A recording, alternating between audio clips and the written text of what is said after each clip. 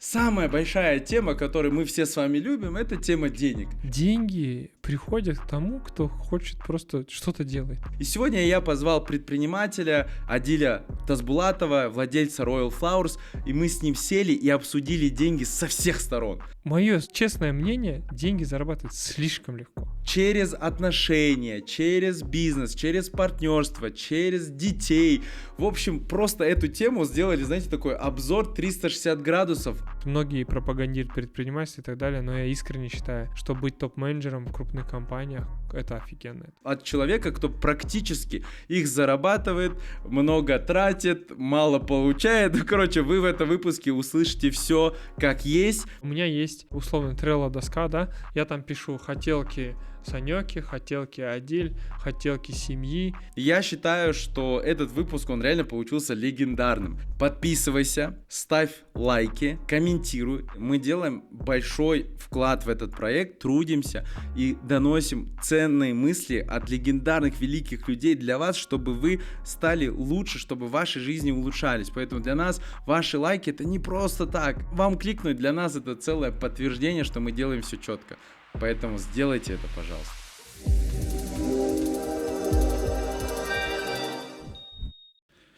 Третий легендарный сезон.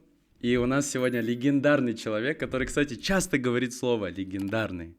Видишь, брат, Притянул, да. представь, да. Сегодня у меня в гостях мой друг. Руку пожми, да, вот давай. так вот, очень неудобно. Адиль Тазбулатов, более известный как предприниматель, основатель Royal Flowers.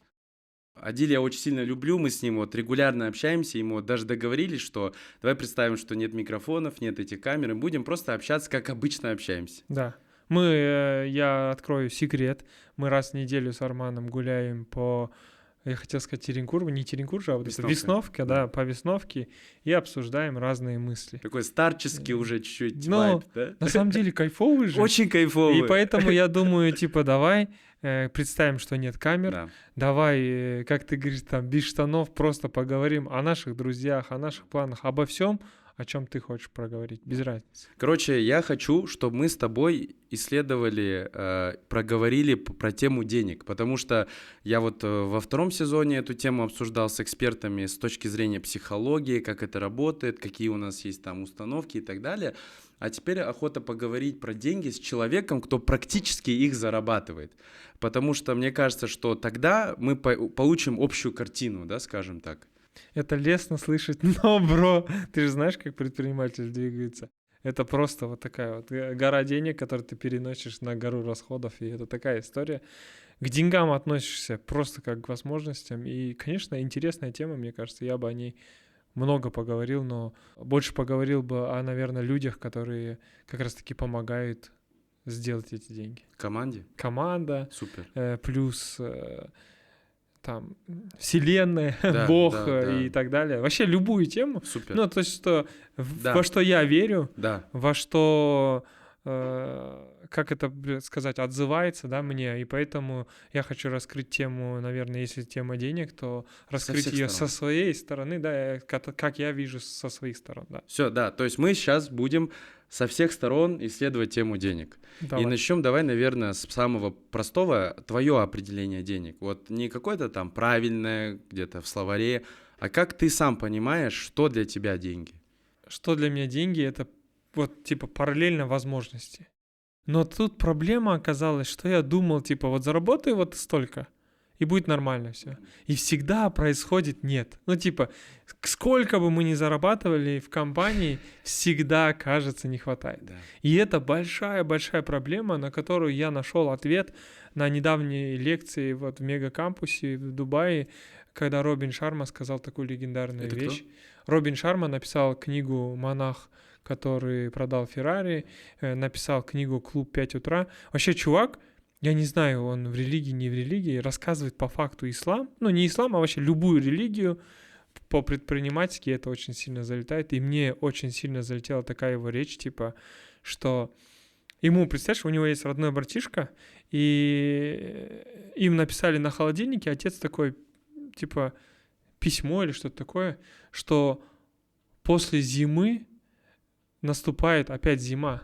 Потому что мы вот, типа, говорим же, вот скоро будет качево, скоро деньги будут. И опять происходит, типа, не, ну не сейчас, вот скоро точно будет. И мы, живя жизнь, забываем жить жизнь. Работая, забываем жить жизнь. Ну, или так. Окей. Да, мы забываем жить жизнь или забываем хвалить себя за результаты. Мы, представляешь, теплицу замутили. Мы думали, это что-то типа сверхъестественное. Производство коробок Килиан сделали. Там много чего делаем. Я забыл один очень важный момент, брат. Чтобы сейчас люди понимали, давай фактуру дадим. Давай. Вот чем ты занимаешься, чтобы понимание было. Я занимаюсь цветами, Royal Flowers компания. Мы есть во всех городах Казахстана.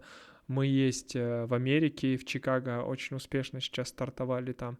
Мы есть в Бишкеке, в Кыргызстане, скоро открываемся в новых странах для нас. Мы такая цветочная компания, которая поняла, что хочется развиваться в экосистему, и мы пошли сейчас в экосистему, сделали теплицу, которая выращивает тюльпаны здесь, в Алматинской области, сделали производство коробок и лент, не покупаем в Китае там коробки и ленты, и много чего делаем в экосистеме. Плюс у нас есть производство тортов, классный проект, крем, который за счет... Мы, представляете, сидели и думали с ребятами, я вот прям искренне сидел и думал, типа, что еще продавать, когда тебе столько людей хотят купить цветы. Я написал им всем клиентам, типа, лидам, отдел продаж начал писать, а хотите мягкую игрушку в подарок? Никто не брал. Ну, там малое количество брало, конверсия низкая была. Потом мы предлагали им шарики. Еще придумали проект, так назвали с Санёкой, прикольно, типа «Зашарили». Прикольное же название. Прикольно. Я такой думаю, блин, Надо легендарный нейминг. да, название классное. Да, но шары, Зашарили. кажется, никому не нужны, или я не умею их продавать. Ну, короче, кто покупал цветы, им почему-то не нужны были шары. Почему? У меня в голове было, по-любому ты покупаешь цветы, мягкая игрушка, шары там и так далее. И когда мы начали предлагать тортики, это порвало просто. Шикарные друг другу дополнения. И вот это вот показалось круто, и крем-проект наш показал классный результат. Супер. Это вот чем ты занимаешься? Чем я занимаюсь? Супер. Теперь возвращаемся назад. И самое прикольное, что это же моя чистая прибыль. Я не тянул инвесторов, я не брал кредитные деньги, я просто вот за свою чистую прибыль делал что-то еще. И в конце концов у меня в кармане денег не было. И вот это вот всегда происходит зима. Вот я сейчас склеиваю с мыслью Турлова, да, у миллиардера, который говорит, что по сути, типа, если кому-то там не хватает 1000 тенге, а кому-то миллиона, то миллиардеру миллиардов, 100%. да. Это И по 100%. сути, скорее всего, у них тоже зима за зимой. Да. И это все такая глобальная иллюзия, что ты в один момент такой становишься резко богатым, у тебя нету проблем. Еще вот это у меня была идея изначально. Давай, кстати, поговорим про первые заработанные деньги. Вот этот именно момент, когда ты вот прям почувствовал, как в фильме «Волк Уолл-стрит» себя. И когда это было, и сколько ты заработал? В 2013 году 6 тысяч тенге, кажется. Ну, там прикольно. То есть, как это происходило? Я поступил в универ, в политех, Сатпаевский, и учусь в университете, и нашел, где продают цветы за 200 тенге. И 31 роза стоила 6200, а я продал их за 9300, ну, типа по 300 тенге. И 300 заработал за один букет. Ага. Представь, 300 тебе поступает, а у тебя стипендия 15 тысяч в месяц. Ты 5 букетов продаешь, и у тебя 15 тысяч за день. Офигеть. И я думал, Илон Маск, держись. Я уже тут. Тогда Илона Маска не было, конечно, еще в Форбсе, но ты вот это вот просто офигеваешь. Потом мы придумали «Сердце курьера», знаешь, такой костюм «Сердце курьера», кто помнит, трамвай-кафе было. Мы в трамвай-кафе сделали гигантское количество предложений руки и сердца. Подожди, трамвай-кафе, который был на Курмангазе, это вы Да, делали? нет, мы не делали. Делал Бауржан парень и еще там ребята. И мы туда всегда заводили «Сердце курьера» и букет. То есть у нас была такая комбо, понимаешь? И мы бронировали последний столик, и там делались предложения. Брат, каждый день в трамвай-кафе делались предложения руки и сердца. И каждый день я в костюме сердца за 5 сверху к букету выходил и дарил это. Брат, это же легендарно. Представь, ты студент, у тебя «Сердце курьер», который ты шил за 60 тысяч, он себя окупил 1 000 000 раз просто. И я тогда почувствовал, типа, вообще легко зарабатывать бабки. Но тогда это было прям на суете. Короче, я расскажу тебе свой опыт. Я, получается, работал фотографом, не имея на тоях. не имея опыта фотографии. И меня, короче, один пацан подтянул в продакшн свой.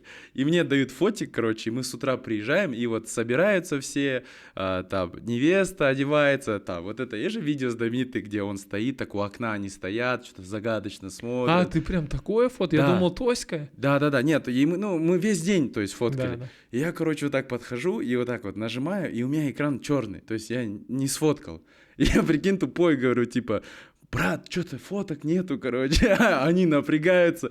А он меня нанял, то есть за 5 получается, я весь день фоткал, то есть всех подряд, то есть моя задача была только именно фоткать. Какой примерно год? Это, я не помню, я тогда был, по-моему, это был первый курс, да, это был первый курс. Давай так, когда произошли именно самые, такие, в смысле, уже существенные деньги, первые, когда ты вот прям почувствовал, что я... кажется, богатею, типа, сейчас что-то происходит в этот момент. В этот момент, наверное, опять за счет, представь, я не знаю вообще, ода будет, кажется, нашего подкаста нашим женам, короче, я не знаю, но это правда. Мы сидели, у меня был цветочный магазин на Чубарах в Астане, он нормально так качал, более-менее, короче, дешевые цветы продавал, там, дешевые розы и так далее. И классно, аудитория приходит, покупает. И Санёк работает в этот момент в Нур-Отане, тогда партия, Саясата Нурбека, министра, да, сейчас. И я хожу на лекции там на Нур-Отан, чтобы поддержать ее. Она приходит вечером ко мне после работы, и она такая говорит, давай купим пионы. Типа в магазине поставим пионы в холодильнике. Я говорю, ты что, гонишь, что ли? Пионы 3 500 стоят. Никто никогда в жизни не купит за 3 500 пион, когда мы тут розы по 500 тенге продаем. Нахрен кому нужны эти пионы? Она такая говорит, давай пачку хотя бы. И мы привозим пачку там пионов, и там, чтобы ты поняла, 10% пион, 90% розы. И чувак заходит какой-то и говорит, можно мне пионы? Давайте все, типа. Я такой смотрю, сразу думаю, что, вообще это же... И тогда мы поняли в какой-то момент, что платежеспособная аудитория покупает больше цветов, и покупает качественный цветок, и мы отказались от некачественного цветка, только начали качественно привозить. И, очень много у них, оказывается, мероприятий. Они дарят, оказывается, не только на 8 марта и день рождения. Не раз в год. Да, не раз в год. А раз в неделю минимум. Что-то произошло, и реально пошли деньги. И первые деньги вот быстро-быстро пошли в этот момент. Это был 17-й год. Какие чувства у тебя в этот момент были? По ночам не спишь? Не то, что не спишь. Я, знаешь, думал, типа, капец я мозг. А по факту уже Санёк там зашарил, да, вот это рычаг сделала. Потом в 21 году, когда прям очень большие деньги пришли, когда мы просто Бибетом договорились, и Бибет Алибеков, да, и он объяснил, как, типа, делать деньги. И я такой, ни хрена, а что так можно было? Подожди, давай, у меня рычаги, это рычаги, понимаешь? У меня есть, типа, Санёкин рычаг, Бибет рычаг. Что такое рычаг? Рычаг — это когда ты вот идешь в каком-то направлении и по чуть-чуть растешь. А потом ты берешь его, дергаешь, короче, и как будто бы в другую сторону едешь, и там прям до хрена воды, условно, или денег, да? То есть ключевое действие. Ключевое действие, да. Окей. И вот ключевое действие, первое, это Санёк сказала, давай работать на премиум сегмент. Мы отстроились, классно все сделали и начали качать. Прям реально классно качать. И тогда я уже к Бибету, когда заходил, я уже заходил вот так, типа, я уже крутой богач, будем вместе работать. Подожди, давай вот пока до Бибета вот этот момент, когда ты именно уже заработал первые нормальные деньги, да, вот после вот этой ситуации с Санёкой, да, что в этот момент происходило внутри? Вот эго, оно как вообще, то есть ты прям сильно поднялся и такой, типа, забил на все и потом... Вот, или нормально все шло? Прикольно насчет эго. Я не знаю, где вот этот момент был, типа эго гнало или нет, наверное, потому что окружающие могут это говорить, да? У меня не было такого ощущения. Почему? Потому что, наверное, никогда не было сверхбабок. Вот никогда не было вот такой приход огроменный, да? Всегда был постепенный. И всегда я думал, типа, сделаем международную компанию, сделаем мировую компанию, поэтому не вытаскивал, да, не было инвесторов, не было кредитных денег, и поэтому, наверное, у меня вот этой крыши не было сноса. Ни разу не было? Фляга не свистела из-за денег? Нет, брат. Я даже алкоголь ни разу в жизни не пробовал, типа сигареты ни разу в жизни не пробовал, кальян даже не пробовал ни разу в жизни. Типа я такой конченый ботан. Вот честно могу сказать себе про себя так. У меня фляга свистела, Я могу помню. сказать. Короче, я вам важно расскажу, как у Да, меня это фляга супер. свистела. Короче, мы, получается, на карантине, до этого мы на двоих с Кариной зарабатывали где-то 1,5 миллиона, 2 миллиона Но все равно максимум на много, рекламе. нормально. Ну да, но имеется в виду, это вдвоем, там, уже будучи блогерами. То есть вот это доказывает, что мышление решает. То есть у нас были реально ресурсы.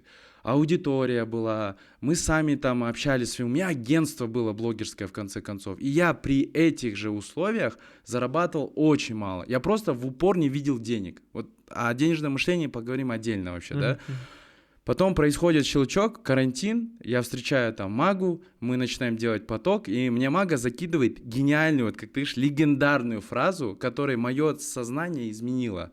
Он говорит, что кризис — это большие возможности, это прекрасное время, когда деньги перераспределяются, когда что-то меняется резко, Да. и в этот момент надо ловить возможности.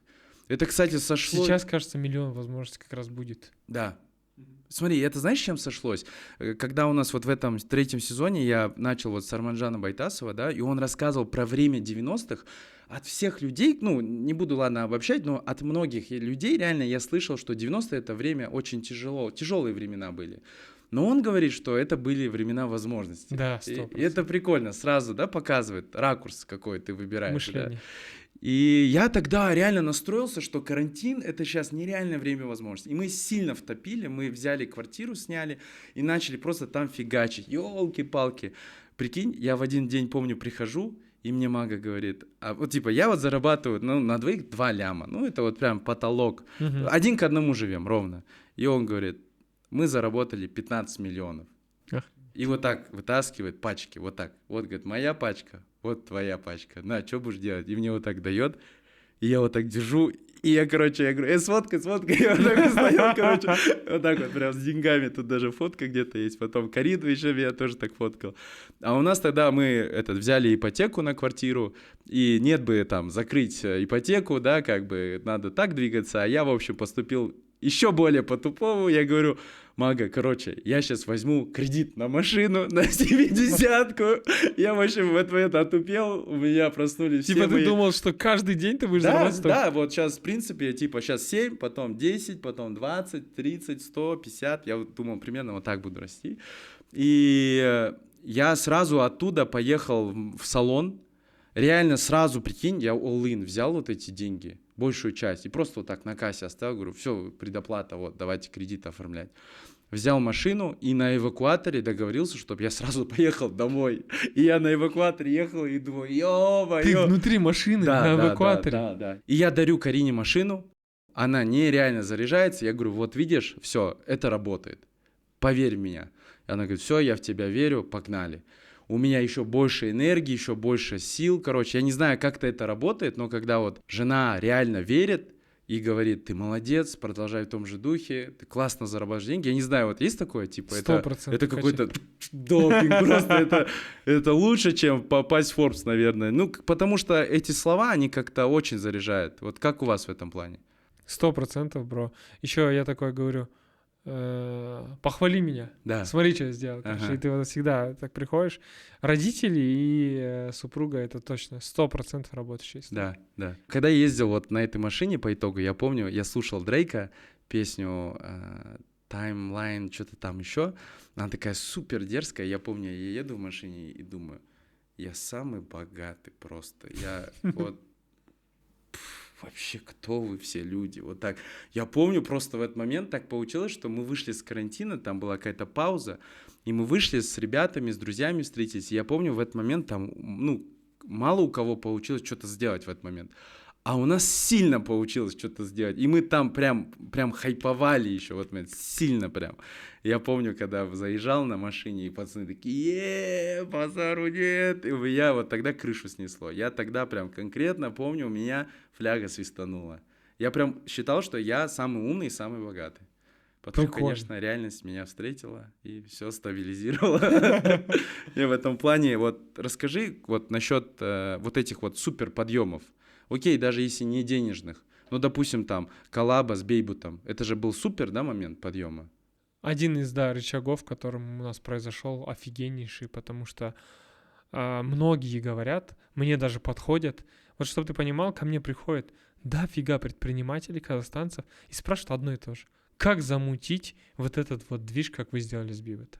Они думают, что дело только в рекламе. Ну, они думают, что, типа, подписав любого блогера, можно сразу заработать миллиарды, да. Конечно, это была классная коллаба. Почему? Потому что там мы не знали слова «исходящий», брат. Угу. Мы вообще не знали такого понятия. Это сейчас все знают, что такое «исходящий». Тогда я просто прихожу к Бивиту и говорю «go». Он говорит «go», но ты точно нормальный? Я говорю, отвечай нормально, поверь мне. Я вот на энергии, да, вот этой вот. Предприниматель, который Астану там нормально качнул и в Алмату приехал, и говорю, давай. И он такой, ну давай попробуем. И мы это делаем, брат.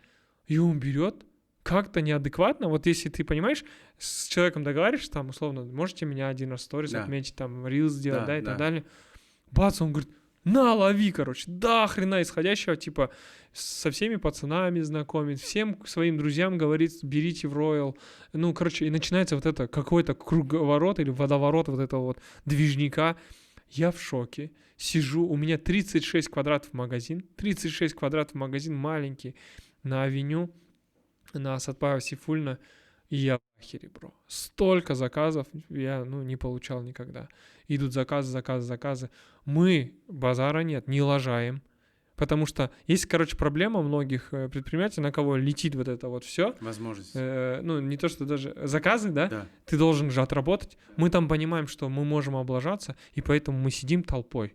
Там с толпой флористов. Сами сидим целыми днями на кассе. Но мы должны по-любому обработать. Не дай бог завтра негативный отзыв. И мы вот это все делаем, и происходит классно.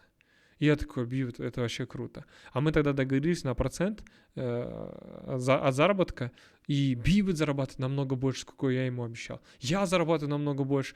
И он такой, на, еще исходящий. Я такой, на. И мы такие сидим, он говорит, а давай я буду курьером. И я такой, что? Алибеков курьером? Он говорит, давай, поехали. И мы едем первые, помню, вдвоем курьерствуем. Первый букет везем на АФД Плазу, и вручаем там чуваку, и все такие в шоке, и начинается, вот я же говорю, водоворот событий. Дни продаж, какие-то вот просто 3 года эти, без остановки мы творим что-то интересное. Потом присоединился к нам Арчи и дал новую какой-то импульс, да. Сейчас присоединился Жека, да, и там тоже что-то творится. Мы такие заготовки готовим. Я думаю, если наш подкаст выйдет, мы еще это даже вы увидите. Я кайфую от того, что я сейчас делаю. Но понимаю, что результат приходит, если соревноваться в исходящем. Вот это вот мое понимание второго рычага. Потому что с Бивитом мы уже стали давно не партнеры, давно не друзья, да. Мы стали как братья. Он мне говорит, как поступить в иной ситуации, да. Я нахожусь с ним в любые сложные его ситуации, и мы стали как близкие друзья. Как мы с тобой можем встретиться, когда у тебя какие-то, да. И вот это вот искренность, когда ты проявляешь для своего друга, и ты можешь ему подставить плечо в любой момент, оно дороже любых вот этих вот финансовых каких-то ваших обязательств. 100%. И из-за этого, брат, я не могу описать, но горжусь той дружбой, которую я сейчас проживаю с тобой, с Арчи и с Бивитом. С Жекой, я думаю, нам это все предстоит, да? И это кайфово. Да. И это такая классная связка, когда я могу подсказать, где я ошибался в предпринимательстве, когда ты можешь мне подсказать, где я могу подтянуться в блогерстве, и это просто супер круто. Давай вот тему партнерства обсудим. То есть вот опиши свои какие-то критерии, качества, то есть которые, вот первое, да, это исходящий. То есть играть в такой теннис, да, скажем так, я тебе подал, ты мне бах, да. Я тебе бах, вот это прикольно. Вот первое, зафиксировали. Это что еще? До него еще есть.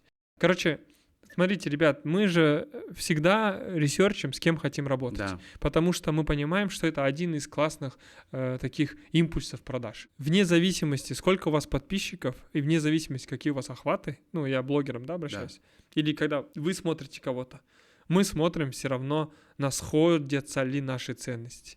Потому что есть блогеры, которые могут хайповать, но не в нашей, человеческой вот этой вот логике. И поэтому мы первое смотрим до всего, смотрим на суперчеловечность.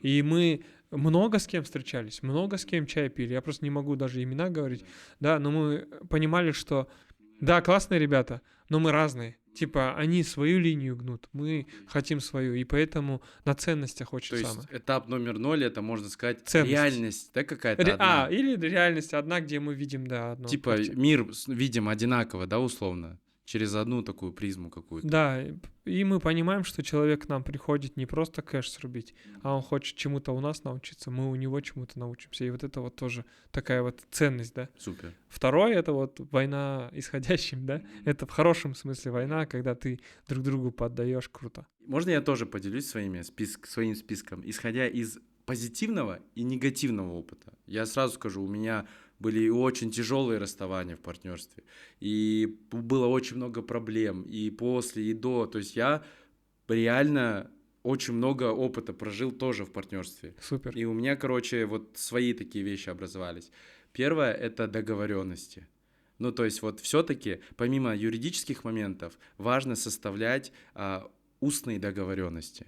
В последний раз я вот так вот с одним из партнеров я вот прям садился, я из чата GPT еще свои вопросы накидал, там было немного, 10 вопросов. Я, кстати, могу эти вопросы прикрепить здесь, вы можете их тоже для себя использовать.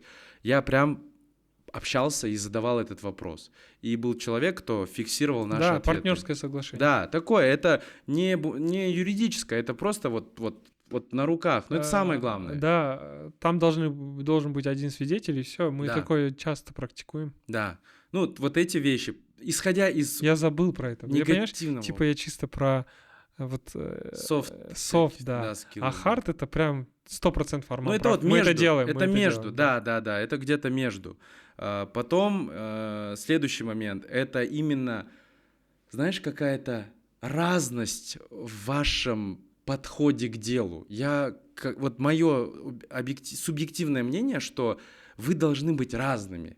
То есть ты отвечаешь за, допустим, фронт-часть, ты такой продаешь там это, а человек должен за бэк-часть отвечать. 100%. Вот тогда получится партнерство, где вы не конкурируете между собой, а вы вместе, знаешь, типа ты идешь, и ты знаешь, что ты сейчас вот спиной условно обопрешься, и ты знаешь, что тот эту часть тащит. 100%. Ты туда не смотришь, короче. Вот я думаю, что вот это, то есть разные, вы разные. Ну, это, кстати, субъективно. Это не закон, я это согласен. субъективно. И, наверное, все-таки общение. Просто постоянное, регулярное общение.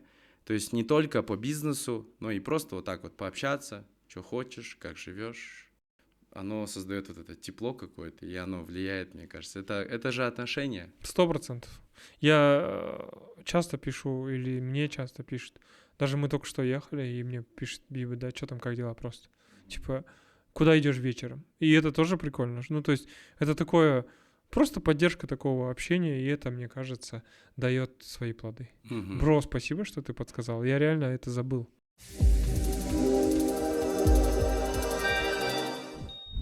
В прошлом выпуске с Адилем Балтабаевым он для вас подарил аж целых 5 книг. Мы выбрали 5 победителей, и все эти теперь книги отправляются для вас, друзья. Просто за то, что вы пишете инсайты и как вы это будете внедрять в жизнь.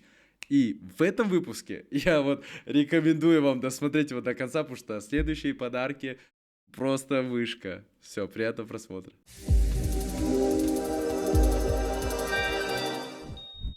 У кого деньги в семье? Вот первый вопрос. У кого деньги в семье? Да. Нам поступают дивиденды. Угу. Мне поступают определенные дивиденды. Санёке условно поступает там 3 миллиона на ее расходы. Стоп, вы партнеры в Royal Flowers? Да. У вас разные дивиденды? Не разные дивиденды. Мне поступают дивиденды, но просто я так сделал, типа, зачем мне будет поступать, потом мне переводить Санёке. Я просто сделал так, что бухгалтерам сказал, ребят, сразу Санёке скидывайте, и остальное мне. И окей. А что за 3 миллиона? Санёк говорит, у меня примерные есть расходы в месяц там на 3 миллиона. Если я буду делать какие-то покупки, то ты будешь их делать. Окей. И все, и мы поняли, что ей нужно примерно там 2,5-3 миллиона, и мы утвердили 3 миллиона, и ей каждый месяц скидывать 3 миллиона. То есть это как, типа, точка безубыточности ее, да? Такая личная. Да, личная и точка потом безубыточности. ты остальные деньги уже сам распределяешь, и она тебе говорит, еще оплати то, оплати это. Да, ты все оплачиваешь. Да, либо еще есть момент, то, что она еще зарабатывает там на своих проектах и так далее. Это вообще неприкосновенные ее деньги. И она берет, что-то себе покупает. Окей. Я не знаю, бро, мы так не выстраивали вообще. У нас такое, знаешь, муж и жена, у нас нет таких супер каких-то партнерских соглашений, договоренностей. Просто мы иногда садимся, и есть такое вот свидание без оценки. Да. Это когда ты сидишь, я могу тебе хоть что сказать, и ты должен это не оценивать плохо или хорошо. Мгм. Это типа обратная связь друг другу? Обратная связь друг друга и так У далее. вас такая практика есть? Мы часто практиковали, сейчас вот перестали, но практикуем это уже без этого свидания, то есть не говоря, что это свидание, но нормально. Она говорит, да можно я обратную связь дам и так далее. Ага. И это кайфовое такое свидание без оценки называется. Я реально рекомендую всем, кто А вот давай в немножко отношениях. методология этого разговора. Вообще, как это произошло? Первый раз мы кайфанули нереально у психолога парного, типа такого. Мгм. Потому что я, короче, Санёке стеснялся некоторые вещи говорить, и потом бац, я говорю как будто ей, короче, психологу вообще, и, ну, типа, Она вот такая, слышит, да, и вот да. это, и так кайфанули. Представь, братан, как будто бы мы живем 5-6 лет вместе и друг друга не так понимаем, бац, кайфанули. И потом мы такие договорились, а зачем нам посредник, ну, условно, да, логика. И сделали свидание без оценки. Свидание без оценки ты можешь говорить, я тебе могу сказать, блин, Арман, мне не нравится, когда ты носишь вот эту черную кофту, например, или что-нибудь такое. Да. Просто свои какие-то критерии. Мгм. И просто это, я такой, все окей, ладно. Мгм, мгм. Или, например, там, мне не нравится вот это, мне не нравится вот это, или мне нравится вот А это. я не должен в этот момент комментировать, да? То есть я должен просто это принимать. Нет, Ну, у вас ты, как это? ты должен говорить, типа, а что больше нравится? Ну, что больше? Понимаешь, говорящий может быть прав, вот как в мастер-майнде, да? Мы говорим, говорящий может быть прав, я говорю, типа, что она мне говорит, значит, она права. Да. И что я могу сказать? Вопрос какие-то, например, типа, уточняющий только. Окей. Не вот такой вот, ни хрена себе. Да. Потому Не что уже сопротивляйся. эра вот этого соревнования или говорить же жене там, ты жена, вот это вот уже какой-то улетело, да. Да, понятно, Средневековье. что есть какие-то у нас обязательства свои, там да. я должен кэш зарабатывать, дом покупать или что-то такое там. Да. Она, конечно, отвечает там за здоровье детей, там больше, да, в смысле, я не общаюсь с докторами. Но, по крайней мере, я знаю, что она там контролирует. Она общается там с воспитателями в садике, да, и так далее. Я тоже там здороваюсь, знаю их, но и все, вот эти обязательства мы распределили. И она говорит, например, последнее, что она мне говорила, я не знаю, это надо говорить, ну, короче, ладно, поделюсь. Типа она говорит, я кайфую, когда ты проводишь время с детьми. Мгм. И я такой говорю, ну я же с тобой провожу много времени. Она говорит, а я хочу, чтобы ты еще с детьми много времени проводил, от этого я кайфую. Мгм. Я такой говорю, ну это же вообще, типа, я и дети, почему ты должна кайфовать? Ну, оказывается, женщины, они какие-то странные люди, ну, в хорошем смысле, понял? Ага. И такой, окей. Ага. И я просто беру, провожу время с детьми, или там провожаю их в садик, или там отвожу их в садик. Все. Я красавчик. Супер. Насчет детей тоже отдельно поговорим. Давай я вот тоже хочу поделиться насчет именно денег в отношениях. Мы, короче, попробовали разные варианты.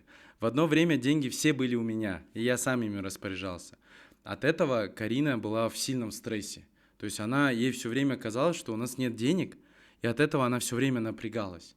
А я лежал и думал, все хорошо в нашей жизни. Потом, короче, мы сделали радикально. Все деньги у нее оказались, потому что последние события показали, что я чуть транжира в этом плане. Особенно, когда дивиденды приходят, вот первые несколько часов, вот я только что в Есентай заехал, тоже так, Да. уже идешь там тупой, этот Сегодня мозг 10-е. отключается, да, закидываешь, там, покупаешь. А она в этом плане вот реально умеет, вот, ну, действительно, вот хранительница очага. Вот у нее деньги стоят. Я говорю, сколько там? Она говорит, вот столько. Я говорю, как, типа, ты ничего не тратишь? Она говорит, да нет, вот.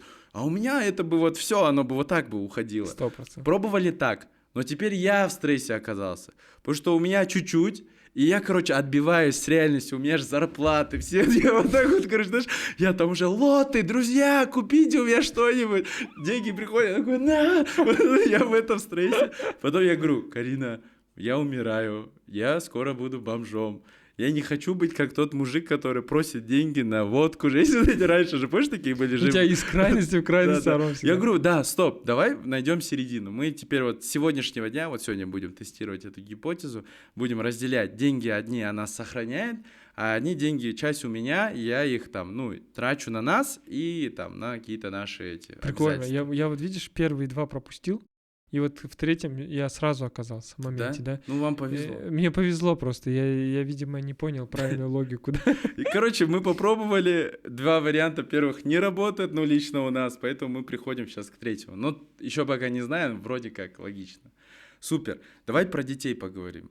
Вообще, я вот понял, знаешь, предприниматель — это вот сумасшедший человек. Вообще, это вот... Я, прикинь, зафиксировал, что последние несколько там было проектов, где у меня ребята в команде больше, чем я, зарабатывали. И я такой думаю, вообще, что я делаю вообще? Вот нахрена это надо? Для того, чтобы просто сказать, что это мой проект или что?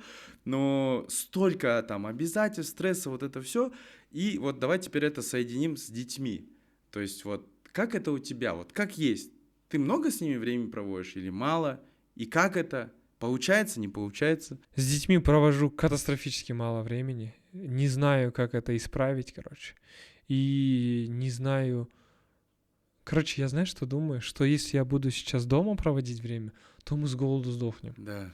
Если я буду, наоборот, там целыми днями на работе, то, наверное, скоро семья... Сдохнет. Нет, не сдохнет, а уедет. куда-то. Не, она уедет куда-то от Да, меня и да. скажет, иди нахрен со Да, своей работы. да. И вот это вот, все же говорят, баланс, она умна, короче, я не верю чуть-чуть в это. Не получается, может быть, надо поверить, и тогда получится, но реально не получается. И я просто как, знаешь, дежурный отец, который, типа, если надо, я подтянусь. И, конечно, утром там или вечером я пытаюсь усыплять их и пытаюсь их будить. Вот что я отвечаю. Но часто я не бываю в Алмате, не бываю в Казахстане, и это тоже проблема. Короче, очень часто дети с нянями, да, или дети с Санёкой там и так далее. Я вообще, 2 няни работает у нас сейчас, филиппинки обе. И почему они... Я так думал, типа, надо, чтобы у нас они жили. И вот сначала одна, да, работала, потом с 3 уже не успевает справляться, новорожденный, да, 2 еще заряженных. 3 это операционка, да, 3 уже? операционка, уже надо напрягаться. Это чуть франшиза уже, да? Есть такое, да. Типа первый ты такой контролируешь легко вообще. 2 чуть-чуть так же, да, в принципе? У нас Самир, когда родился первый, у нас не было няни, вообще, понимаете. Еще он родился в 2020 году, когда ковид был. Я, брат, ему всю любовь отдал, потому что я же с ним целый день двигался. А что, не выйдешь из дома? Карантин, и я просто целый день с ним, и мы слишком близки друг к другу с ним. И потом родился Мансур уже здесь, в Алмате. Это уже 2 точка. И это такая, да, 2 точка уже. У меня еще дети, один в Астане, один в Алмате, да. И вот в Алмате, и уже такая, типа, теперь няня нужна. И мы няню взяли, вот начали привыкать и так далее. 3 это франшиза, да, уже? Это уже надо менеджмент дома иметь. Да. У нас есть, да, женщина, которая приходит, домработница, она дома убирается. По сути, дома отдельная команда. Да, отдельная команда, и 2 няни. И у нас то же самое, короче. Я вот Карине всегда угораю, что, когда меня спрашивают, 3 детей, это как? Я говорю, это уже франшиза, говорю. Ты уже 3-й, ты уже просто можешь просить, чтобы у него все было хорошо. Он там как-то сам живет своей жизнью. У нас тоже дома отдельная своя команда, короче, есть, которая прям этим занимается. Иногда даже мысли ловлю, думаю, по идее, они живут в моем доме больше, чем я сам живу там, и всеми благами пользуются, и с моими детьми больше проводят времени, чем я сам. И у меня абсолютно то же самое. Я вот 100% тебя понимаю, то есть, когда ты на работе, ты думаешь, сейчас вот они деградируют и снаркоманятся примерно в будущем, потом, когда ты дома сидишь и играешься, думаешь, что я делаю за херню, надо делать реальные дела. И, короче, вот это сумасшествие, оно идет. Брат, я вот так сижу на шпагате уже сколько времени. Как Ван Дам, да, в этой рекламе, да, вот так. Но, знаешь, я тебе скажу, я, короче, кажется, говорю, я несовершенен в этом плане, но я, кажется, одну штуку понял. Первое, это можно сделать 1 игру в день. Вот я себе записал прям вот, типа, у меня есть такая тема, я каждую субботу пишу колесо баланса своего. И там вот я такую мысль понял, что ожидай проблем там, где тебя нету вообще в целом. И я вот выписываю сферы, и где у меня ниже 10 баллов, где-то там, вот хорошо, это от 7, это супер вообще. Вот ниже 7, особенно если там 5, не ниже, это все, салам, надо туда направлять внимание и ставить это обязательно в свой график, как вот обязательное действие. И у меня, короче, вот салам был в сфере детей, короче, прям вот там 2, если честно, 1 раз было, и я понял, что так нельзя, но при этом я себе честно признался, я не хочу. Вот я прям признался, что, ну, я не хочу с ними прям много времени проводить, потому что я пробовал, это насилие, я не могу, у меня внимание улетает. Что можно сделать? Давай одну игру играть, плотно минут 20, от души. И мы, короче, с ними недавно сыграли игру, где они прячутся в другой комнате, у них автоматы, и у меня тоже. И у нас есть такой переносной телевизор, и это как мой, знаешь, щит. Я иду, включаю трек, и иду к ним в комнату. И они визжат от того, что слышат музыку, что я иду. И мы стреляемся. И мне что-то, прикинь, в моменте я забылся, что я играюсь. Я серьезно говорю, Алим, я попал первым. Он говорит, ты чё, типа? И я уже понял в один момент, что я ушел в игру, и мне понравилось. И с того дня мне Алим Тима говорит каждый день, типа, давай сыграем, давай сыграем. Круто. И у нас появилась хоть одна чуть-чуть такая реальность общая, знаешь, перестрелка. Потом мы там недавно минут 10 на улице поиграли в прятки. Тоже поржали, капец. И они тоже раз-таки запомнилось. И я вот понял, что как будто бы суть не в том, чтобы нам, ну вот кто в основном работает, занимается там бизнесом на работе, суть не в том, чтобы сутками быть или не быть, а потом себя винить, а вот сконцентрированно хотя бы минут 10, 20, 30 просто попробовать сыграть. Что-то такое. Я 100% попробую. Ну, мы играем в футбол, мы играем в PlayStation, там, мы кайфуем от друг друга, там, орем. Вот вчера только играли. Но прикольно, мне Санёка, знаешь, что говорит? Ты всегда пытаешься быть легендарным предпринимателем. Всегда пытаешься быть там каким-то там блогером. Что-то ты всегда пытаешься заманьячь легендарный папа. Или заманьячь легендарный муж. Я думаю, ё-моё, если я это заманьячу, мне кажется, будет результат. Ну и что ты заманьячил? И вот я хочу сейчас, после твоих даже речей, да, я хочу это попробовать, потому что я, капец, представляешь, взял и январь практически до 20 числа освободил. Нифига, У меня вообще нет загруженности, я команду попросил где-то и так далее, и хочу, вот, еще я же часто с ним езжу, ну, то есть мы стабильно там 2 раза в год куда-то ездим, и плюс 12 раз мы в год там ездим еще с Санёкой, да, вместе. И мы такие, вот когда я с ними нахожусь там в другой стране, мы вообще там кинты, лучший отец потому года. Ничего не отвлекает. Ничего не отвлекает. Я вот думаю, можно же также заманять, просто поехать здесь в отель или просто выключить телефон здесь побыть. Да. Потому что я по факту стал киберзомби, бро. Я целыми днями вот просыпаюсь и беру телефон. Блин, да. И я такой думаю, все, не буду брать телефон. Вот последние 2 дня я тренирую тактику не брать телефон утром. Это вообще офигенно, оказывается. Ты утром встаешь, идешь. Представь, телефона нет рядом. Он же еще стоит на зарядке где-нибудь, и он без выключенные сотовые данные, все выключено, Wi-Fi, и он просто как будто бы в авиарежиме, да. Ты идешь, в душ сходишь, помоешься. Еще если рано встанешь, там, например, ты можешь языки поучить, там, чтение сделать, записать посты, какие ты сегодня выложишь. Ну, короче, много чего сделаешь, и потом только подходишь к телефону. И это вообще охренеть как круто. Супер лайфхак. И вот за счет того, что мы киберзомби, почему? Потому что реально, когда я в телефоне и с ними играю, вообще игра ни о чем. И я понял, что если я только телефон уберу и буду играть, капец интересно с ними. Да. Оказывается, мои сыновья классные ребята. Вот такая вот идея. Потому что киберзомби, вот это реально страшно. 54% людей, я вот смотрел статистику, заходит в телефон от скуки. Типа сидишь, и просто моментально скучно становится, и ты такой, в телефон заходишь. Просто 54-70% для развлечений. Я хотел еще добавить сюда, что мы в день около 1000 там с чем-то раз телефон делаем свайп вверх. Это я был на обучении у этого Тони Робинсона, и он давал какие-то данные с отсылкой. Я вот здесь, если найду, вставлю обязательно. Он говорит, там около 1000 раз в день мы заходим в телефон. Вот интересно посмотреть, на самом деле почти там, я не знаю, сколько статистика, но если смотреть, что 4 часа в день ты пользуешься телефоном, то в среднем 70 дней в году ты пользуешься телефоном. И если посчитать, что ты 70 дней в году пользуешься телефоном, брат, представь, что бы ты мог сделать. Да.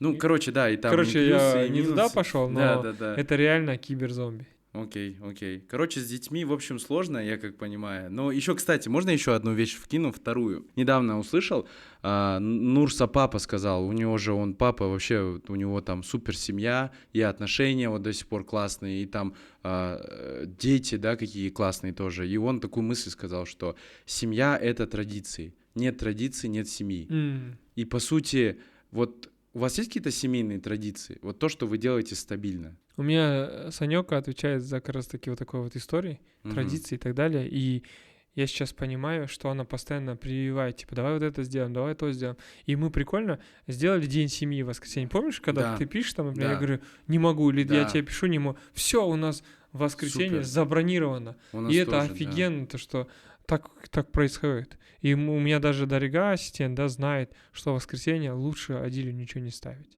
И это капец работает. Вот любое, что ты хочешь в мысли приходит, надо совершить действие, но чтобы действие совершить, оно же может быть потом, Да. просто надо забить в графике. Да. Если ты забил в графике, все, значит получится. Супер. Вот это я себе понял и делаю. Прикольно. И реально нравится.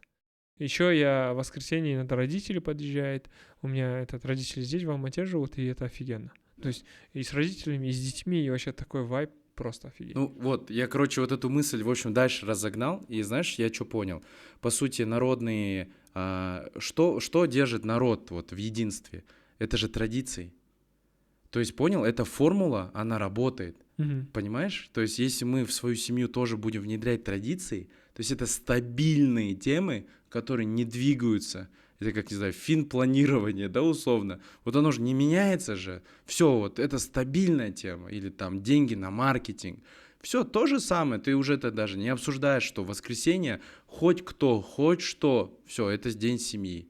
Даже если там что-то экстренное происходит, но ты находишь время. Ну, если что-то экстренное происходит, Да. я беру и С в ними. воскресенье меняю на другой день заменяешь. недели, но говорю, ну, типа, неделю эту я по-любому какой-то день найду для семьи. Потому что реально бывает там открытие наших городов других, да, и так далее. Окей. Про традиции хочу добавить, потому что это реально одна из рабочих схем. Мы, например, каждый год перед Новым годом садимся с Санёкой и пишем, что мы сделаем на следующий год, прям по странам, куда поедем, по задачам, какие сделаем. И мы сидим и в шоке бываем каждый раз в декабре, когда типа, нифига, мы превысили план. Или там, превысили план задач, да? Или наоборот, и это так офигенно. Давай вот, кстати, поговорим про это, то есть, целеполагание, да, то есть это же явная такая яркая черта предпринимателей, потому что они вот такие очень способные люди, кто достигает больше всего, да, результатов, поэтому их же, наверное, уважают, признают. Вот что у тебя из этого есть, из целеполагания? Какие есть там инструменты, практики, вот что есть? Смотри, у меня есть условно Trello-доска, да, я там пишу хотелки Санёки, хотелки Адиль, хотелки семьи, и потом пишу реальность. Реальность, какую из хотелок мы можем засунуть. И хотелки страны.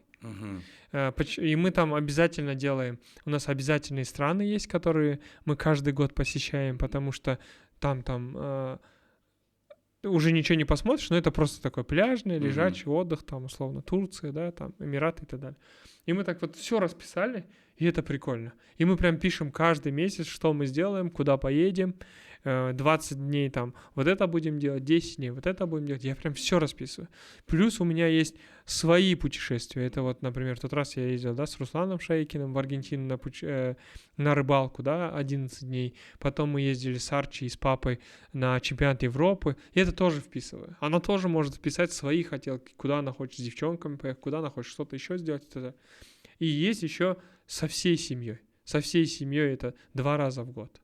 И вот это мы вот расписали, это только по путешествию. Да. Плюс у нее есть хотелки, вот чтобы вы понимали, вот такой список, и у меня есть вот такой чуть-чуть список. И там, короче, расписано, что она хочет купить или что она хочет там сделать и так далее. И там даже есть мечты наших родителей. Ну, она пишет мечты своих родителей, я своих родителей, мы такие сидим. Я такой говорю, давай в этот раз исполним мечту твоего отца там, например. Прикольно. И брат, это даже круче, чем любая моя или ее хотелка. Есть такое. Короче, это вообще на уровне. И вот это вот, когда это делаешь, это круто. Именно родительское, да? Да, потому что мы понимаем, что, к сожалению, но родителям, может быть, не так много осталось жить, да. Их там всего лишь, нам повезло, у нас 4 родителя, все есть, да. И пока они есть, нужно что-то интересное сделать. И у меня мама сентиментальная, она постоянно плачет от того, что куда мы ее отправляем и так далее. Она такая, типа, я уже в Европе была, в Америке была, то-то, то-то. И она так, настолько это круто. Ценят, они Да, еще так это ценят, нереально, да, типа, бро. не как мы такие, типа, ну ладно, ничего страшного. Да. Я там последний раз папе обувь взял, он, короче, каждый раз приходит и вот так, он так ногу поднимает и говорит, я теперь не буду ее снимать, типа Да. там, и начинает это прям комментировать, так прям, понимаешь, прям этому столько он времени уделяет. 100%. И ты думаешь, базару нет. Брат, мы Евротур сделали с папой на чемпионате Европы. Мы сидим, матч Испания-Англия, типа чемпионат Европы. И папа что-то там, испан, казах, бертуган, что-то они там с испанцами. Я в шоке. Мы с Арчи вообще в шоке сидим. И там он уже говорит, запиши мой номер. Он говорит на русском, еще уверенно, да? Они ему на испанском. И он такой, Арчи, Адиль, иди сюда, что он говорит? Он говорит, он приглашает тебя домой. О, все, я теперь еще в Испании. И мы такие, мы сидим, и это офигенно. Да. Он такой, он еще в Германии служил, и он говорит, можешь, пожалуйста, меня повезти там в Потсдам? И мы пошли, и мы воссоздали фотографии его, когда он в армии, и сейчас. Я вот так, типа, фоткал, там башня стоит, и я перед ней. Нифига. И это просто, брат, нереальные были эмоции. И я такой понял, что ради чего можно вообще жить. А вы у родителей узнаете сами мечты? Нет, как не Или узнаешь? вы так догадываетесь? Мы спрашиваем. Они же еще не говорят. Они не говорят, Они да. же Ну, например, мама там просто сказала, блин, чекабба, сходить, ну, типа. Вот так. Просто, вот такие, когда мы спрашиваем, что хочешь, она не говорит до конца, и потом такая, вообще чекап хотелось бы, если это дорого, не надо, типа вот такое. Да. И я такой, окей, я вот Асель Машанную позвонил, она сделала чекап для моей мамы, и это тоже прикольно. Типа, представляешь, для нее это как-то важный какой-то момент, и это прикольный момент. Можно я тут поделюсь своей историей, как я папе машину взял? Короче, тоже вот это было во времена потока, я очень сильно заряженный на кураже, звоню папе и говорю, пап, я тебе Мерс возьму, 222-й, на тот момент вот последний. И сам, думаю, как я это возьму? Думаю, пофиг, я ему говорю. И папа говорит, да ты чё, это же дорого. Я говорю, вот увидишь, вопрос времени, сейчас вот дай мне месяц-два, у меня там такие амбициозные планы. И вот так пока с ним разговариваю, в гугле ищу и нашел 222-й Мерс, и там вышел белый матовый Мерс. Я вот так скачал, ему отправил. И он говорит, все, супер, давай. Он так, знаешь, я чувствовал, что он такой, типа, да, давай, молодец, классно, что такой амбициозный, супер. И я, бросаю трубку, и вот удивительным образом складывается ситуация. Я выхожу из одного проекта, владелец, партнер, с кем мы работали, мне говорит, я не знаю я не могу сейчас тебе деньгами оплатить, возьми машиной. И вот как ты думаешь, какая это была машина? 222 белый Мерс. Офигеть. Дальше, это не все.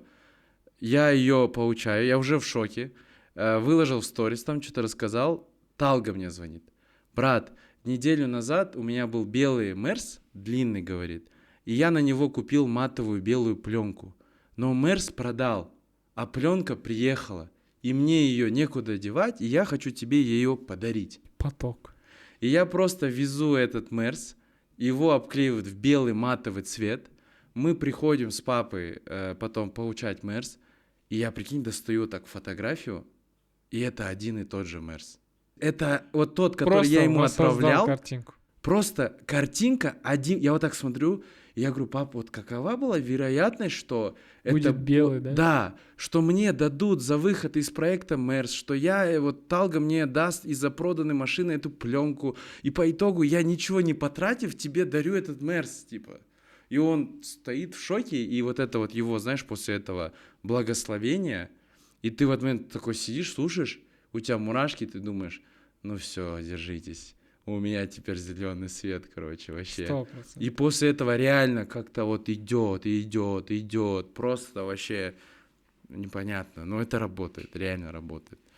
Любите своих родителей, да. Любите своих жен, да. мужей и любите своих детей. Это просто даст какой-то нереальный импульс для вас. 100%. Прикольно у нас. Мы вообще, по идее, хотели деньги, да, обсуждать, но ты заметил, оно как-то вообще Он туда унесло, короче, в какую-то другую тему. Да, брат, деньги приходят к тому, кто хочет просто что-то делать. Мгм. Вот такое, просто какой-то арикет делаешь, и тебе деньги приходят. Какие-то движения делаешь, и деньги приходят. Честно сказать, мое честное мнение, деньги зарабатывать слишком легко. Мгм. Без обид, для кого сейчас сложно, да, Да, и так да, да. далее. Ну, как Объясни, будто да. бы слишком легко, потому что я вот сижу и думаю, вот сейчас Новый год там, просто поехал на барахолку, купил елки, выставил их в инсту и продал. Ну, капец же легко. Ну, понимаешь, слишком много возможностей. У тебя есть интернет, наверное, если ты смотришь этот выпуск, да? У тебя, наверное, есть возможность поехать на барахолку, да? И сказать там ребятам, типа, что у тебя есть Инстаграм, Да. и, ребят, давайте я вас не буду покупать, но когда у меня купят, вы просто дадите мне елку, а я вам через час закину деньги. Да. Блин, ну я честно... И вот маленькие деньги, да, до 1 миллиона тенге, до 5 миллионов тенге зарабатывать слишком легко. Мгм. Потом уже надо напрягаться, потом надо уже учиться, потом надо понимать жизнь, понимать, что к чему. Но вот как будто бы вот это вот понимание деньги, оно слишком сильно замыливает глаза. Давай вот как раз поговорим, то есть про мышление. Я, знаешь, вижу какую основную проблему. Очень много людей думают, и мы тоже. Я недавно, один раз последний раз с партнерами сделали быстро запуск проекта. Сейчас, кстати, я его покажу, здесь продукт должен быть. Можете мне лик дать? Да, где-то он здесь есть, уже пришел наш товар, я вот сейчас хочу тебе показать там. Мы сидели и очень много думали, как все сделать грамотно. И потом прикольная мысль прозвучала, я не помню, кто ее точно сказал, но мы сказали так, что типа, мы слишком умные, чтобы быть богатыми.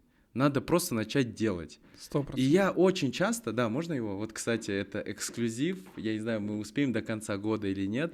Что это такое? Вот он, это вакс. Это штука, которая вот волосы зализывать для девушек. Да. Да, Я просто не думаю, что такое вакс да. слово. Вот вакс-стик, да. Вот он. Можешь его понюхать. Вот такой вот он. Мы сейчас тестируем на огромном количестве девушек, чтобы перед тем, как запустить, мы хотим там, Карина с ума сходит, ей важно, чтобы было прям для Ну, всех 100%, идеально. брат. Потому что продукт должен всегда быть классным. Да, кстати, вот лик означает лизать, то есть такая вот специальная концепция, то есть оно же вот зализывает волосы, и мы, короче, вообще в сторону волос будем идти потом полностью. Офигенно. Ну, такая вот продуктовая линейка будет. Ну, в общем, вот, скоро ждите. Вот, и что я хотел сказать. Мне кажется, что большинство людей очень много думает. А когда ты начинаешь думать, по сути, это работает так, что ты начинаешь сравнивать текущую реальность с каким-то прошлым опытом. Вот ты где-то тоже начинал, и там ожог получил, у тебя не пошло, и ты думаешь, ну, тут тоже так же сейчас будет. И из-за этого ты ярлык на настоящий момент накидываешь, что ничего не получится. И все, и начинается там фигня всякая. И все, проблема основная здесь. То есть, говорят же, дуракам везет. Реально, чтобы зарабатывать деньги, нужно быть дураком. Потому что дурак не ведает, какие барьеры у него будут, а барьеры будут у всех. Он просто начинает действовать и по пути с этим разбирается.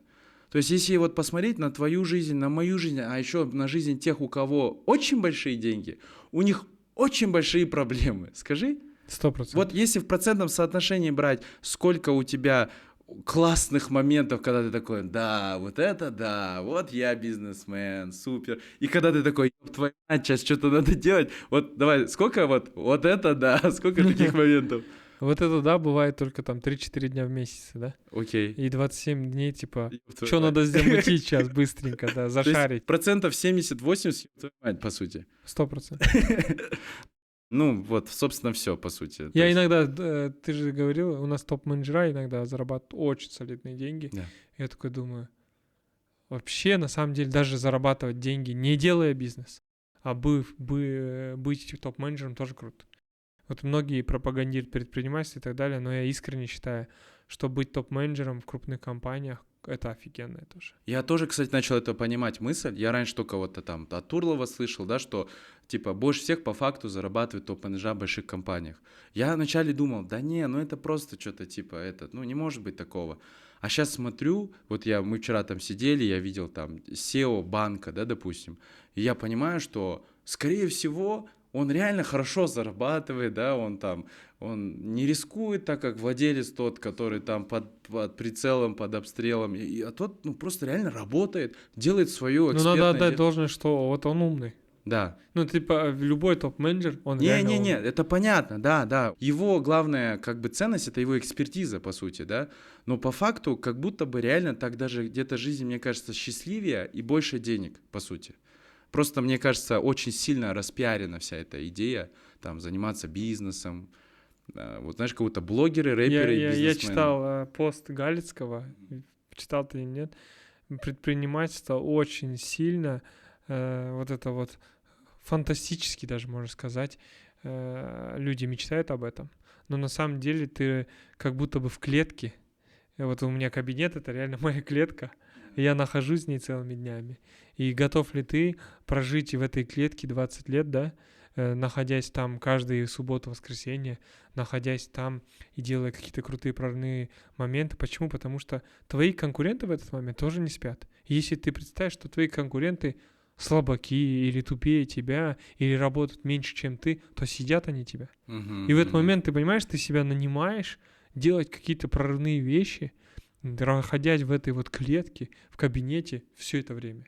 И поэтому предприниматели отважные, ненормальные люди.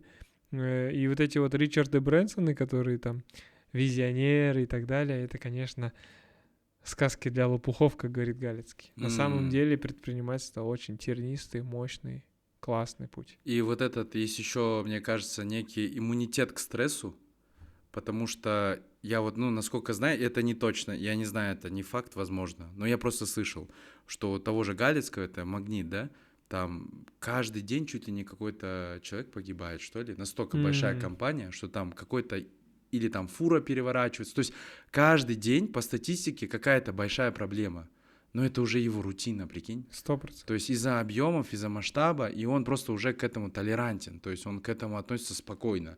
Брат, когда мы говорим, что мы в месяц скидываем примерно на 100-150 тысяч долларов цветов в мусорку, люди такие говорят, да не. Типа, понимаешь, это же нормально, это просто у нас как процесс списания, да? А для людей это типа, капец, тупой бизнес у вас. Да. И это, знаешь, мне еще наш бизнес-консультант говорит, знаешь, в чем твоя разница от миллиардера какой-нибудь там, типа Турлова? В том, что он вообще способен не контролировать 90% своей жизни. Там уже много чего, он вообще, по идее, в огромной опасности. Неизвестно, в какой момент, откуда прилетит проблема. То есть ты просто вот соглашаешься на этот путь, и ты принимаешь это все как часть жизни. Я думаю, блин, вот это да, вот типа, вот какая плата за успех. Типа, я недавно слышал классную цитату, налог на известность — это хейт. Вот, допустим, прямо сейчас я вот видел перед тем, как зайти, там нас хейтят, допустим. Там мы все в мире вот ужасное, мы вот сделали там с Кариной примерно, там вот разыгрывали марафон недавно, квартиру, и что мы подставного, естественно, взяли человека, нашу сестренку родную, ну там примерно вот такой контекст. И я понимаю, что, я такой, ладно, это вот налог, типа, продолжаем работать, типа. И я думаю, что налог на богатство, на большой заработок, это, мне кажется, разгребание большого количества проблем. 100%. Стрессоустойчивость. Да. Давай вот в конце, знаешь, я что хочу? Давай такие топ-5 жирных за последнее время таких рычагов денежных, которые ты для себя понял, в ком-то увидел, или, может, у тебя сработало что-то. Я вот могу первый заложить, за который я тебе реально каждый раз вот везде отсылку на тебя даю. Это вот мне Адиль финально вот так утрамбовал эту мысль, вот так вот. Прям. Я тебе позвонил. Да. Арман, есть идея, мысль, давай вот созвонимся. Не, знаешь, как это было? Ты мне написал сообщение, я, кажется, понял, как разбогатеть. Да. И все, и такой кликбейт, тишина, я говорю, что там? И он потом звонит, говорит, вы созвонились, и он говорит, короче, надо брать гениев в команду. Просто вот берешь гениев, и там все как-то само сложится. Давай вот теперь немножко вот с первых уст, скажем так, объясни эту идею. Короче, я сидел и думал, как я могу попасть в Forbes. И думаю, если я буду также продолжать напрягаться, то, скорее всего, Forbes мне не светит. Потому что сколько телодвижений я делаю, все равно эти телодвижения как-то не так сильно масштабно, результативно, да. И я подумал, типа, а что если взять вообще ненормальных гениев? Мгм. Ко мне там пришел, да, пармастер по бане, вообще ненормальный, мы сейчас баню, да, строим с ним. Там еще операциончик вообще ненормальный. И они говорят, 3 миллиона зарплата. Я такой думаю, 3 миллиона? Ну, типа, очень большая зарплата для Казахстана. И при этом я понимаю, что, типа, ну, наверное, это легендарик, если он так просит.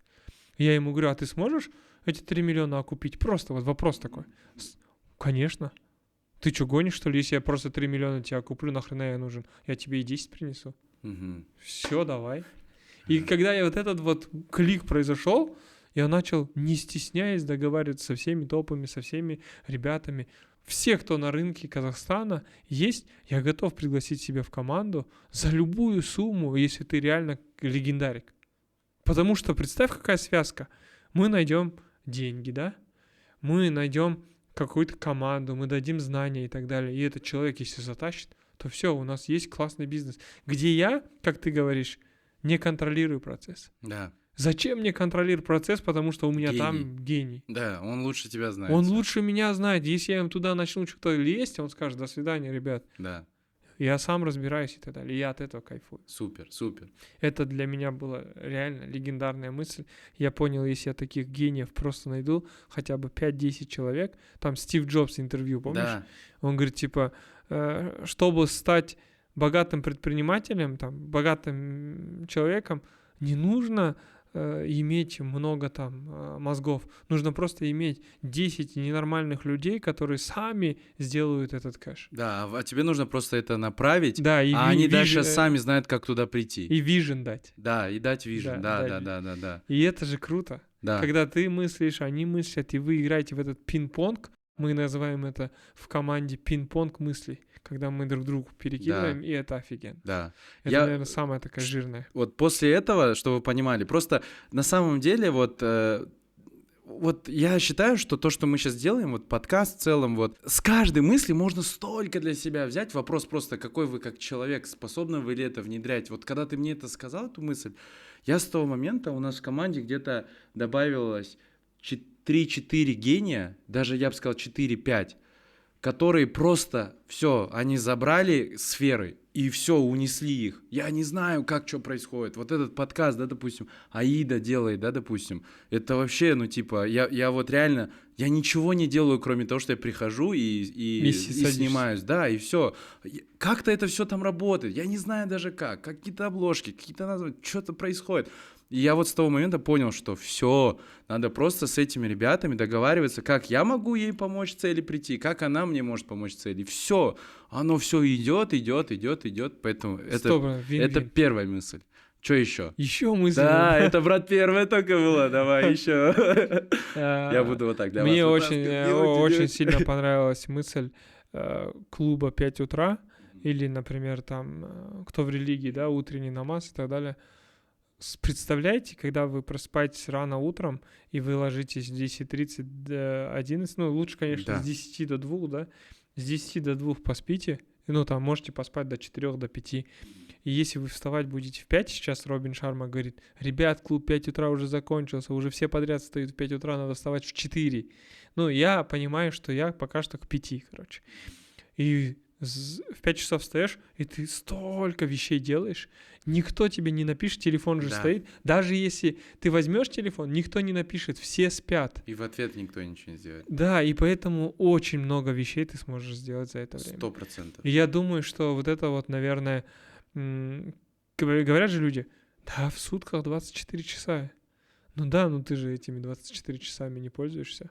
И сегодня учитель английского языка, который на меня постоянно наезжает, потому что мне очень сложно дается этот язык, он мне говорит, скидывает статью, там Ганди, либо Стивен Кови, вот мы там два автора почему-то в Гугле пишется, и там такое говорится, мысль твоя порождает действие. Понял, да, логику? Да. Вот ты придумал, породил действие. Действие породило привычку, вот к чему мы клоним, родите привычки. Если вы родите привычки утром вставать, то уже много чего вы сделаете. Да. Действие порождает привычку, привычка порождает твой характер, который каждое утро встает, и характер порождает твою судьбу. Представь, если ты будешь просыпаться, 30 дней или там год, То есть да, суть каждый... не в том, чтобы утром вставать. То есть, по сути, суть в том, что в этот момент ты создаешь характер человека, который способен контролировать себя, по сути. И перевернуть свою судьбу или сделать ее еще круче. Потому что по факту просто придумал, поставил будильник и встал, и ты уже на пути, представляешь, к изменению всего этого момента. Да. И Шакарим Худайбердиұлы, он сказал, вот он родился, кстати, чуть раньше Ганди, поэтому я считаю, что Шакарим это все-таки сказал.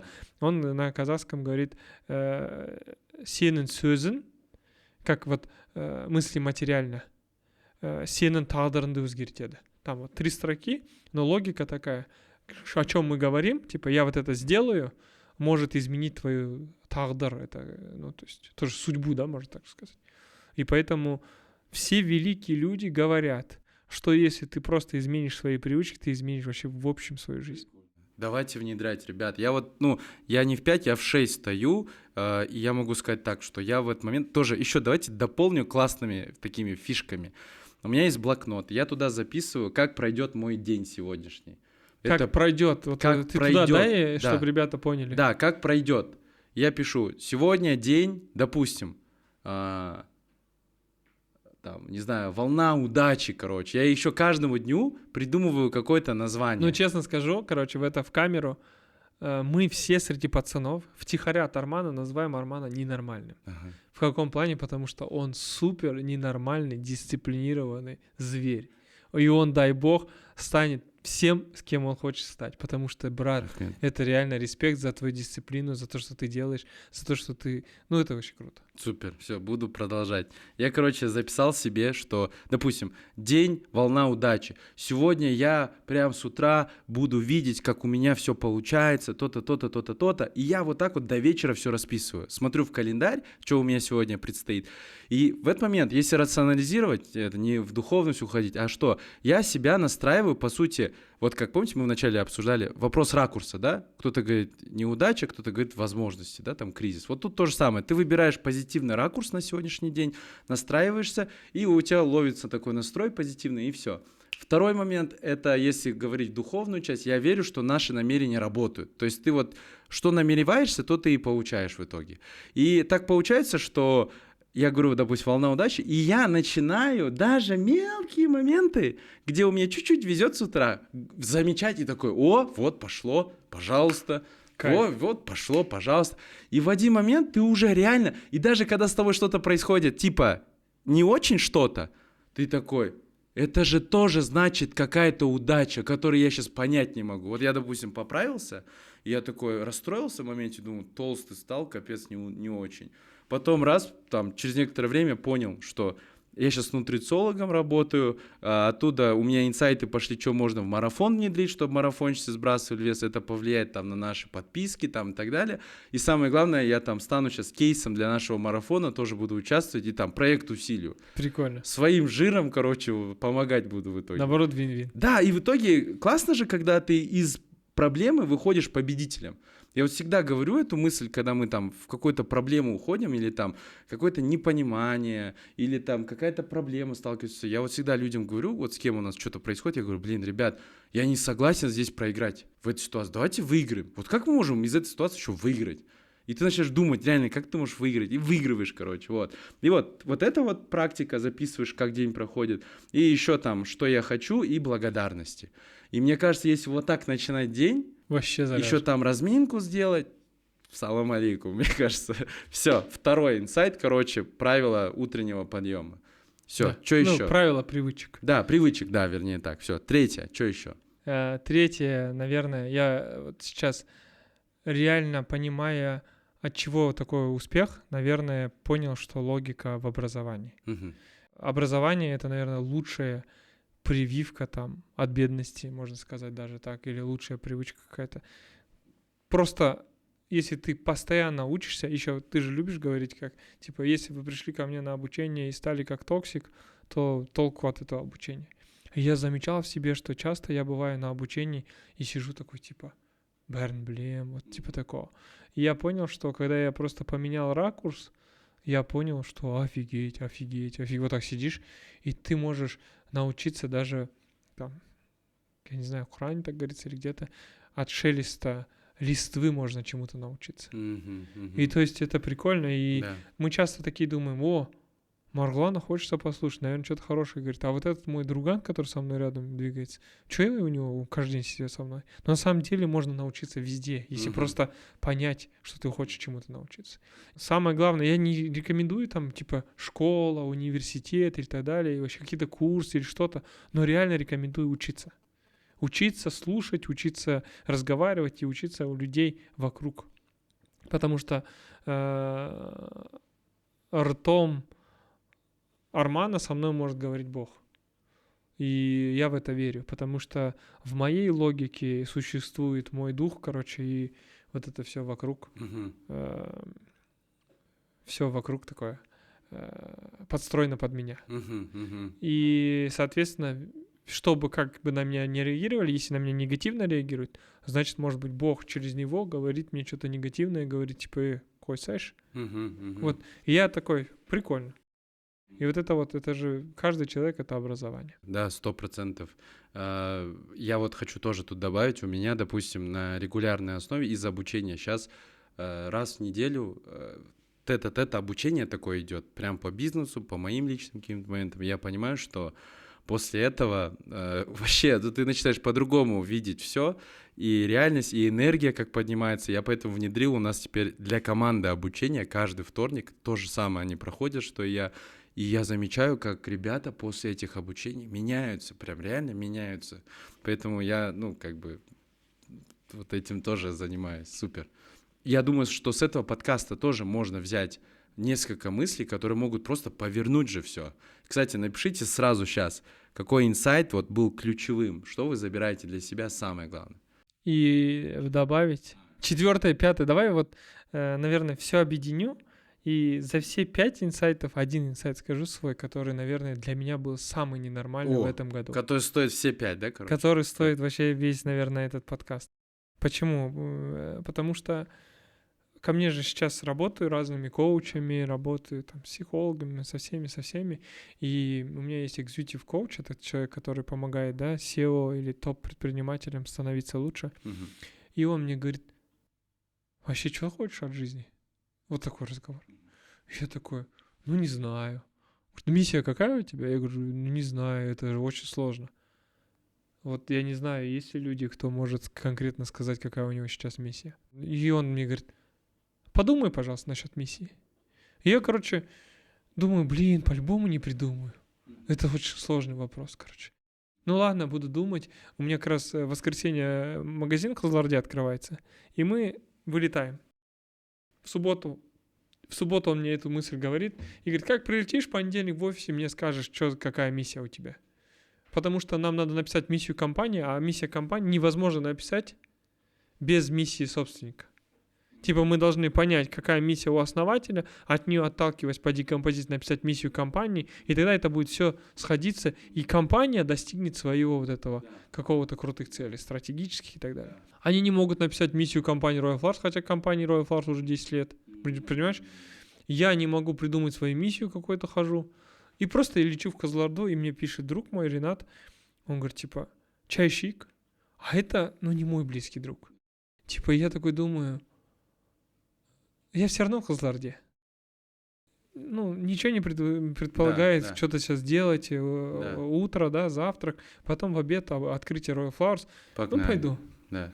И мы приходим, просто чтобы ты понимал, вот отель, я выхожу из отеля, и напротив кофейня, мы садимся, и он говорит, мен сен миссияңды білем ғой. Я же твою миссию... Он говорит, нет, не так. Он говорит, я тут сидел и понял миссию всего человечества, всех людей. А я ему говорю, в смысле ты понял? Откуда ты знаешь мою миссию? Ты же вообще... И мы такие стою, и понимаешь, вообще, чувак, вот как я только что говорил же, как будто Бог со мной разговаривает через всех людей. И он мне говорит, брат, миссия же всех людей, это же попасть в рай. Это же тупо логично. Говорит, а у тебя что, какая другая миссия? И я такой, сижу такой, думаю, да нет, в принципе, да, наверное, это... Он говорит, все, вот мы поговорили что-то про религию, то-то. Миссия попасть в рай. Я такой, придумал. И я выхожу с кофейни, брат. Звоню, говорю, брат, я понял. миссия попасть в рай. Он говорит, все нормально, да, я это и хотел, чтобы тебе как-то по-другому донесли, потому что executive coach работает так, что, типа, ты должен сам догадаться, а он не должен тебе подсказывать. Да. И я такой, о, круто, а что дальше? Он говорит, ок, давай декомпозицию писать. Я говорю, в смысле декомпозицию? Он говорит, ну, миссия попасть в рай, это же твоего духа. Сейчас расскажу одну историю. У меня есть друг Аят Азимов, да, Global Coffee, большая сеть, крутой предприниматель. У него недавно, месяц назад, умер отец.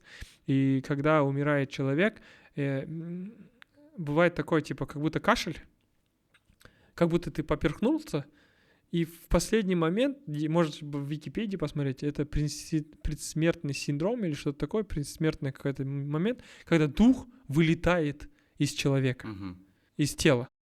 И получается, твой дух становится свободным от этого тела и так далее. И я такой вспоминаю вот эти слова, хоп, все сопоставляю и понимаю, что миссия моя в этом теле другая. Если миссия моего духа попасть в рай, то моя в этом теле может быть какая? Я такой, ок, я родился в этой стране. Что я хочу? Я родился и стал предпринимателем. Окей. В этой стране я стал предпринимателем. Что я хочу? Я хочу стать предпринимателем, который будет известен на Казахстан. Чтобы я был известен на Казахстан, тогда я должен известно быть в мире, потому что есть проблема у нас, что Головкина здесь условно не признают, а когда он становится за рубежом крутой, все его здесь признают. Шавкат то же самое, да, сейчас, просто на пике карьеры, хотя там условно, понимаешь, да, что он там добился. Чтобы этого сделать, что мы должны сделать? Мы должны в Чикаго открыться, в Дубае открыться там и так далее. Окей, понятно, но это про Royal Flowers. И я такой понимаю, окей, чтобы я стал предпринимателем, мне надо добиться успеха за рубежом. Если я за рубежом стану успешным предпринимателем, то весь Казахстан скажет, о, это же мой казах, он здесь в Костанае учился, он здесь в Алмате в школу ходил, он здесь в универе учился, где я учусь, и как будто это будет супер достижимо для каждого предпринимателя казаха. Я же в этом теле родился в этой стране. И я такой, вау, вот это крутая миссия. Стать одним из первых предпринимателей, который добился крутого успеха за рубежом или в мире, и сказал, да, ребят, это вообще изи. Давайте бәріміз қазақ болып завоюем мир предпринимательством. Мы же можем как-то это делать в боксе, мы же можем это делать как-то в UFC, там, Димаш может петь, да? Но предприниматель, давайте это замутим. Я могу это спокойно сделать, потому что я понял логику. Если, например, опросить сейчас всех студентов, студентов казахов отправить на Дуому, отправить куда-нибудь, на любую площадь Милана, Парижа и так далее, и они будут спрашивать, какие вы казахстанские компании знаете, никто не ответит, брат. Никто не отвечает. Там из 100 опрошенных 3 человека ответили, знаем компанию Air Astana. Ну, потому что она просто летает. Но легендарных компаний из Казахстана нету. И мы можем, как Royal Flowers, как сеть цветочных магазинов, стать первым правопроходцем, и мы должны это сделать. И когда каждый, там, 10-й человек в мире будет называть как ассоциацию с цветами, какая у вас компания, и он будет называть Royal Flowers, кайфовая же миссия. И получается, миссия компании стать номер 1, мы написали в 5 топ-игроков мира. Пока что 5, потому что мы до 26-го написали, потом до 30-го написали и так далее. И прикольно, у них есть цель, у них есть миссия неотъемлемая стать частью наших клиентов. Я свою выполню. Представь, компания выполнит свою. Когда компания станет популярной, Royal Flowers, скажешь, кто это вообще сделал? Скажешь, да вот Адиль Тасбулатов, я такой, оп, я свою миссию сделал. В этом теле. Прикольно. Это же охрененно, брат. Прикольно. И при этом я же должен еще духа миссию выполнить. Попасть в рай. И я должен просто на этом пути не делать херни. Тоже изи-катка пойти. И я считаю, что вот эта вот мысль, она перевернула мой мир. Она мне сказала, типа, просто двигайся ровно, делай классно для своих клиентов, они ответят тебе любовью к твоему продукту, делай классный маркетинг, чтобы больше людей знало о твоем продукте, делай классный продукт и делай это во всем мире. Мы в Чикаго, когда открыли точку, она настолько успешной стала, что мне Кайрат Боромбаев вот на завтраке сказал, давай в Бостоне откроем. Я хочу для сына открыть, у меня сын там учится. Это ж крутой, брат. Это очень круто. И я из-за этого говорю, что по чуть-чуть маленькими шагами мы можем завоевать мир. Хотя бы можем завоевать платежеспособность. Понятно, что тяжело, наверное, будет в Замбии, Зимбабве, Кении там, и Эфиопии продавать цветы. Но, по крайней мере, в мире мы сможем открыться в многих точках. И это зажигающая миссия, бро. Блин, я вот честно, я свою миссию теперь буду думать, потому что как раз я завтра лечу тоже в самолете. Там 5 часов буду лететь и буду писать тогда.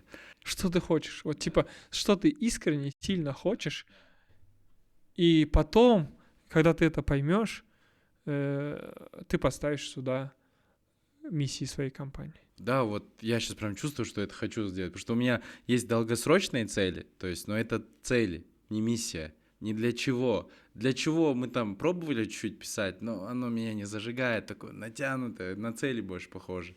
Поэтому я вот не знаю, как вы, друзья, да я вот все, я это забираю, потому что буду теперь это внедрять. Правда, мне кажется, это было легендарно. Как и наше общение, как и вообще все, что происходит в нашей жизни. Да и вообще жизнь легендарная штука в целом, согласись? 100%. Я вот не знаю, просто слава Богу за то, что у нас у всех есть возможность это все видеть, слышать, проживать эту жизнь. Какой бы у нас ни был опыт, мне кажется, все это прекрасно в итоге.